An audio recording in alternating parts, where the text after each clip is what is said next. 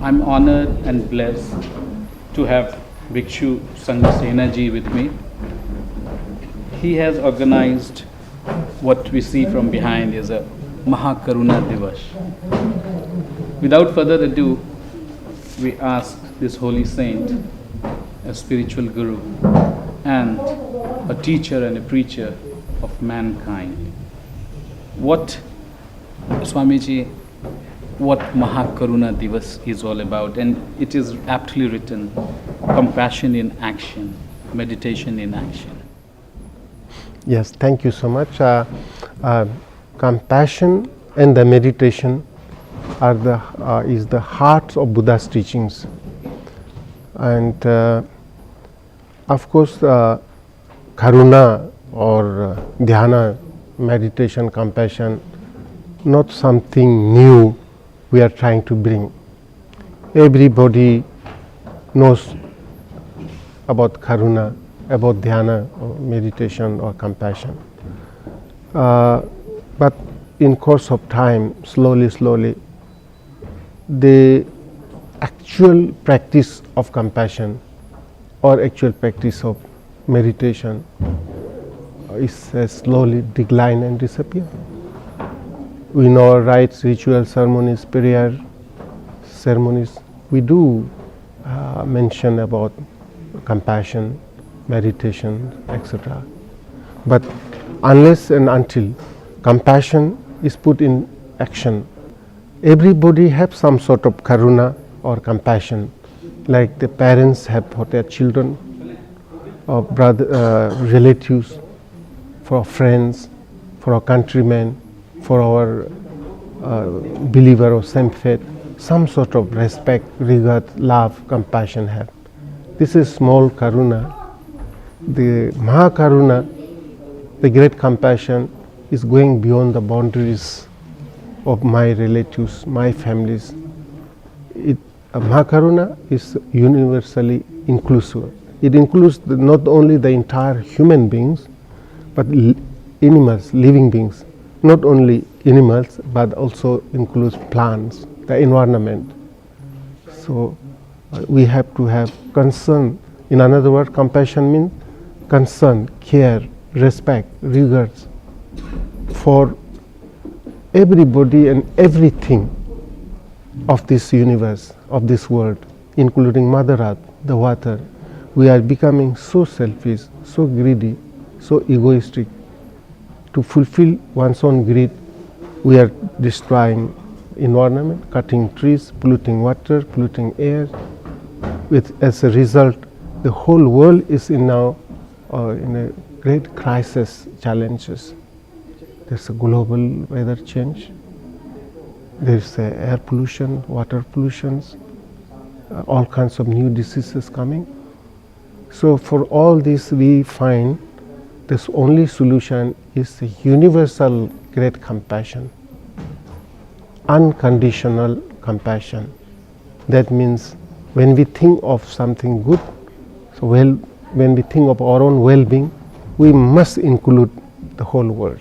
Not only me, not only my family, not only my religion, my country, but the whole world, because the whole world is interconnected, interrelated, interdependent. So this is what we call this Mahakaruna, great compassion. So based on this Karuna, Mahakaruna and meditation, we have started organization in Ladakh called Mahabodhi International Meditation Center. There we have initiated number of spiritual and humanitarian projects, welfare projects. And this Mahakaruna campaign or this program is yet another one to create awareness among the people, the importance of Karuna, great compassion. Love. Care is something which is very innate. Right. And you're talking about caring for everybody's around right. you. Exactly. How this idea, when, if I may ask, if I may request you, or if I may urge you, when this idea of organizing Mahakaruna Diwas came as an idea to you, and what was the thought behind it? Yeah, the original original source coming from Buddha. I'm born in a Buddhist family, brought up in a Buddhist family, and later on got ordained as a monk, and I studied at the feet of my guru, and then slowly I got inspiration from Buddha. When I began to study the teachings of Buddha, the life story of Buddha is full of compassion, and I realized, I felt that I owe something to my people. Based on that and the feeling, I started the Mahabodhi International Meditation Center and taken up not the meditation usually you see, but they are meditation in action too.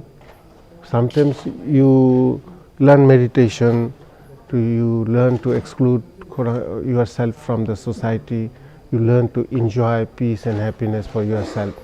Usually people means meditation means that, but that's not, this is half of that. Of course, to experience the unconditional, inexhaustible, immeasurable peace, happiness, harmony, tranquility within yourself, you have to learn the meditation, you have to practice. But once you are able to experience that unconditional, that inexhaustible, immeasurable, eternal bliss and joy within yourself, you are expected to open your eyes, look around the other suffering people. Out of ignorance they are suffering, and they have not yet come in contact with these teachings, the Dharma. They have no proper direction, guidance, what to do, where to go, from where peace, happiness, well-being comes. But they are all searching, but they don't know direction. You have gone into yourself, you have experienced, now you have to open the eyes and share that. So meditation is experiencing Buddhahood within yourself. Compassion is sharing that experience with all others, people around, far and wide, unconditionally. हम बात कर रहे हैं भिक्षुक संघसेना जी से, जो कि एक प्रीचर हैं, टीचर हैं, बुद्धिस्ट मंक हैं, लद्दाख में बहुत सुनहरा कार्य किया। हाउ डिफ़िकल्ट, आप कितना मुश्किल था, आपकी पूरी ज़िंदगी समाज सेवा में लगी, आप चाहते तो आप अपने आप का उद्धार करते थे, आपने कहा उसको अपने आप को जगाना, अपने समाज को भी जगाना उतना ही इम्पोर्टेंट है जितना अपने आप को जगाना, और ये निरंतर प्रक्रिया आपके कई दशकों से चल रही है। कितना कहें, टफ तो नहीं कहेंगे, शब्द गलत होगा, कितना एनर्जी और कितना एफर्ट आपको लगाना? नो, गलत नहीं है। It has been really tough challenges, so many challenges for me to start the organization and to bring the organization to this level. Tough challenge, tough difficulties. First of all, Ladakh is very remote, high altitude in the high mountain Himalayas, and I started all these projects in a completely desert-like moon-like land, desert. There was nothing, not a drop of water, not a blade of grass, not even insect could be seen, no water, no road, no money, you can imagine. So it was really challenge. And but we have to believe in faith. I have not lost faith and the hope. Some voice was coming from my heart, go ahead, things will happen. So I went, and it was very difficult, very hard to... What was the timeline, if you may like to talk about, if you can talk about the timeline when that idea came, and then you started setting up this Mahabodhi International Meditation Center, and then building around so many things? Right from the beginning it still continues, but different ways. Yeah, at the beginning different, but now maybe before at the beginning establishing, raising funds, establishing, even having training people to carry this new concept. This traditionally Buddhist monks do not get involved in social service, humanitarian services. Traditionally, not only in Buddhism, Hinduism and everywhere, traditionally monks and nuns remain confined to monastic life, conducting prayer, rite rituals, ceremonies, preachings, never get involved in starting a school or hospital, environmental projects, this kind of big program, no. So I have to train my people to understand this, and it was not easy for me, you see. My ideas lofty, my ideas international, and my staff, local people, have not seen beyond this, the mountain around. So it was challenging at the beginning. Now running of that also different. The challenges goes, but very often time it comes to my mind, it's enough now. Now you have to take care of yourself, go to mountains, spend the rest of life in a cave, so many times. And then slowly also come the other side. Yes, you are suffering, you have difficulties, but the number of people with me and maybe few more people with me going through difficulties, challenges, lot of difficulties, compared to the number of people who are benefiting, underprivileged, sick people, poor people, ignorant people, benefiting from meditation, yoga, spiritual teachings, education, medical, other things. The number of people who are benefiting from the organization, it's much more, no comparison with the number of people who are going through these challenges, difficulties. So, then I feel, it comes to my mind, it's worth sacrificing yourself, sacrificing the smaller number for the cause of bigger numbers. The number of people who benefit is countless, and the number of people who are going through some challenges, difficulties, so small, just few. आपने अभी थोड़ी देर पहले जब यहाँ पे आपने अपने भाषण में भी कहा कि योगा और मेडिटेशन दो अलग अलग चीज़ नहीं है, दोनों एक दूसरे के पूरक हैं या दोनों एक दूसरे में ही हैं, उसके बारे में थोड़ा बताएं। Yes, originally yoga means meditation. What does mean yoga means? Yoga or yoga? Yoga means uniting, getting connection, getting united. Connection with whom? Uniting with whom? With the ultimate truth. You can say with God, the universal consciousness, ultimate truth. That is the thing. Initially, originally, yoga means meditation. Then slowly changed. Now yoga became more focused on body. Now yoga means making your body strong, healthy. Meditation means making the mind healthy, concentrating. But originally yoga means meditation. So no much difference. एक सरल जिंदगी, एक अच्छी जिंदगी जीने के लिए what all one needs to practice, आपके विचार से एक जो भाग दौड़ की जिंदगी है, शहरों में जो अब छोटे छोटे शहरों में भी भाग दौड़ की जिंदगी, वहाँ ठहरे कैसे, वहाँ रुके कैसे, how to hold self, how to stop and rethink. We have stopped thinking. We have just become mechanical. How do you explain those problems which are existing? How do you feel? What is the suggestion or advice that you would like to give to people? Yes, what we see in modern cities, actually, modern cities, as you mentioned, life is becoming like machines. They have no time to think, and they just follow the already established stream of society. If everybody is running that direction, people are running. Every children are going to school to learn something, they follow. Everybody is looking for a job. Everybody is trying to earn money more than others, they are doing.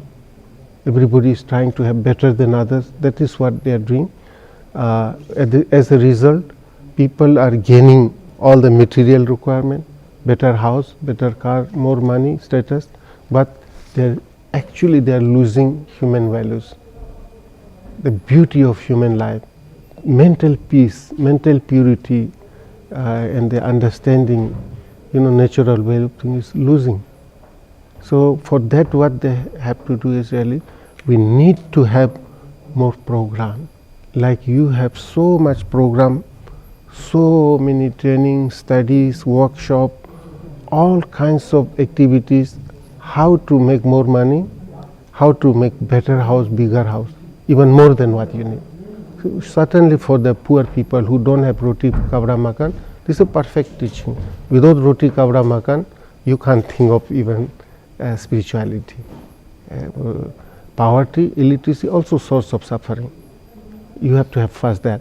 After that, then one have to realize that the ultimate happiness, ultimate well-being does not come from material, from money. With money you can buy pillow, but you cannot buy sleep. With money you can buy furniture, you cannot buy relaxation on that. So we have to understand how to draw a line between the need and the greed.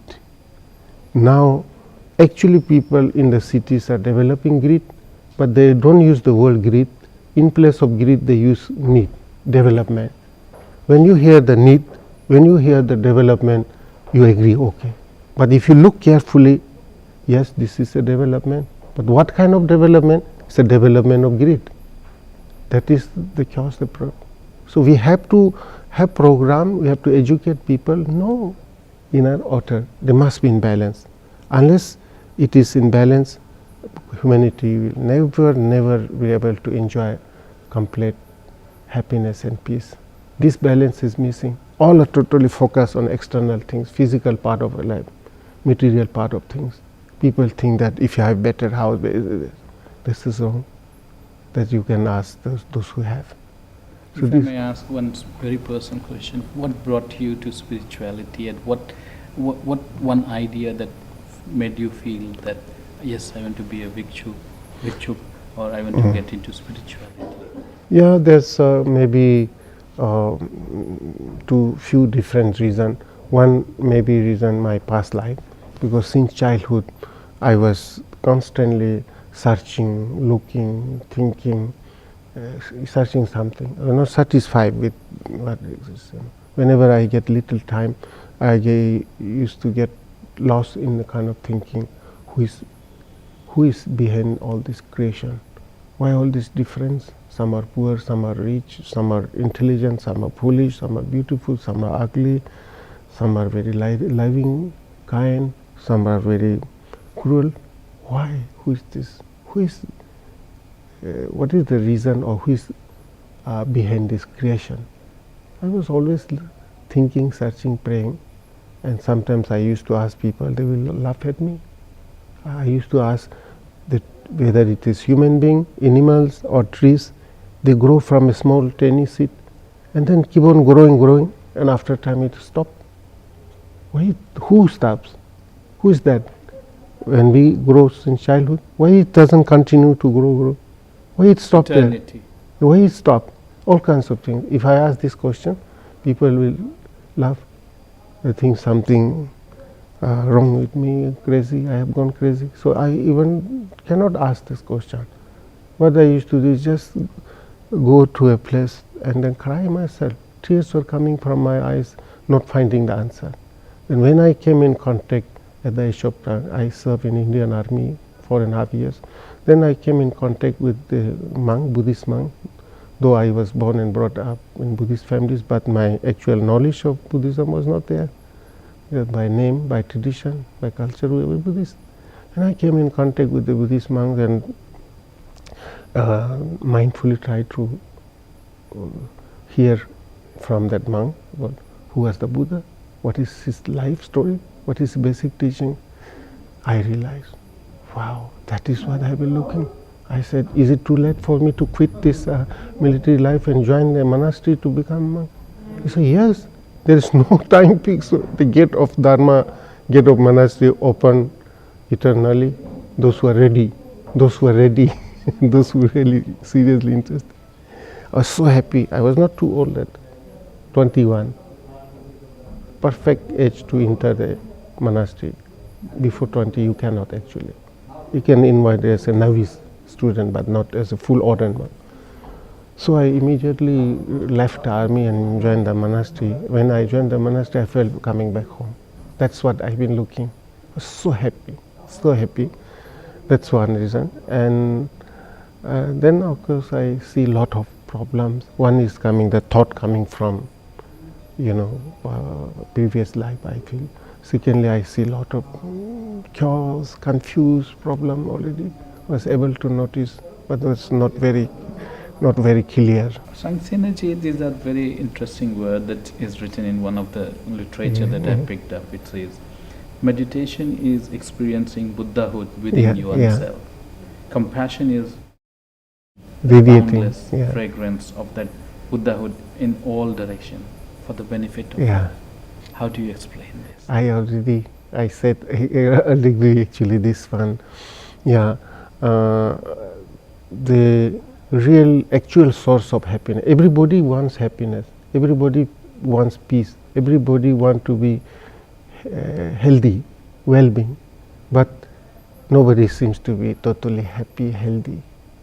The reason is their search for this, the real source of happiness is in the wrong direction. It is within, but we are searching outside. It is here, but we are looking that side. That's why we are not finding. Otherwise, it is not. It's not like that human being cannot be happy. They can be. We do see some sense and such as happy, but their direction, the search for the truth is wrong direction. I heard somebody lost the key, and he was searching in the garden. Long time he couldn't find the key, and his friend Parosi, the neighbor, saw that his friend lost something. Searching long time, he came. It seems you have lost something in searching. Yes, I lost my key. Oh, I'm sorry. Can I join? He joined. Yes, please. Joined together. Searched a long time. Couldn't find. And his friend asked again, do you remember where he really lost the key? Oh yes, I remember very well. Where? I lost the key inside the house. Inside the house. Then his friend said, if you remember very well that you lost your key inside the room, what the hell you are doing in the garden? You lost the key inside the house and you are searching in the garden. How can you find? And the answer was so childish. Said, what to do inside the house? There is no light, I can't see it. But there is a light in the garden, I can see it, so I am searching in the garden. There may be very bright light in the garden, there may not be light inside, but if you lost the key inside, you can never find in the garden. If you lost the key, somehow, some mechanism, some light has to be brought and search the key inside the house. So this is the same situation with everybody today. Everybody is, they want happiness, peace, talking, but nobody experience real happiness, peace, because they are searching, looking for peace, happiness outside. So the meditation, even Buddha's life of Buddha is perfect example. He was born as a prince. राजा का बेटा था, राजकुमार। क्या कमी था उनके पास? कोई कमी नहीं था। नहीं मिला है पहले पैलेस में. He couldn't find the answers to his question from the palace. He left. He went to the jungle. In the jungle also cannot find, but forest was more conducive to go within himself. He went within himself and found meditation. Then he was happy everywhere. When he found, then he started sharing with others. It is exactly this one. First, he never talked Dharma before. He went into meditation, got this meditation, enlightenment. Then he started. This is what. Two small questions. One is, what is this Mahabodhi International Meditation Center all about, and how one could come there, or is it by invitation? Yeah, Mahabodhi International Meditation Center is one of the largest NGOs, non-governmental NGOs based in Ladakh. It is not only the meditation center, it has undertaken numerous welfare projects, medical, educational, environmental and other charitable activities. And during the summertime, people from all over the world come there to participate in our meditation yoga teachings program. We have a beautiful guest house, beautiful meditation center, beautiful campus, and this is actually becoming role model for the rest of Himalayas. as a perfect organization, Ecosystem, balanced ecology. ecologically, environmentally, and also like inner and outer balancing, not just developing outside like government do. Government people also do lot of developmental activities that are building this and that, but no meditation, no moral precepts. Last 2 minutes, can we ask, how do you tell to our viewers sitting at home how they should meditate or how they should concentrate, a message to them on the camera side? Yes, I strongly feel that everybody have to really learn meditation, learn Dharma seriously, not ceremonically, not as a rite, ritual ceremony, but seriously. They have to learn what meditation is, what spirituality is, what Dharma is, and you must practice in our daily life. And this learning and practice can be at different level. To understand that properly, initially you will have to find a meditation center, you will have to find a qualified meditation teacher, learn meditation, start practicing in humble way, and then gradually go for longer course, then deeper and deeper in Dharma and understanding. But it has to be regular, proper practice and regular practice. It can be done at home without renouncing your normal worldly life, without renouncing family life, without giving up your job. You can still learn, can practice and benefit tremendously. And later on, when you get mature enough, then you can of course think of devoting your entire life for spiritualities. So we Indians are still fortunate, a more conducive atmosphere in India. There are many spiritual masters, many places. All have to, if they want to make their life really meaningful, purposeful, they have no choice but to balance it, outer and inner, spirituality and materiality. Out of 24 hours, they must find time for prayer, for meditation, for yoga. Well, that was Bhikkhu Sanghasena ji. He has been an inspiration not only in the spiritual world, but he has also been an inspiration to the society at large. He has been taking a lot of developmental work in Leh Ladakh. He has been working very close and developed a lot of models on how to preserve our environment, because he feels you have to care about everybody, whether from the Mother Earth to yourself, to your family, to your near dear, but the Vasudhaiva Kutumbakam is all I can summarize in what Bhikkhu Sanghasena ji is trying to develop over decades and decades of hard work. Well, till we meet next time with another guest, it's goodbye from here.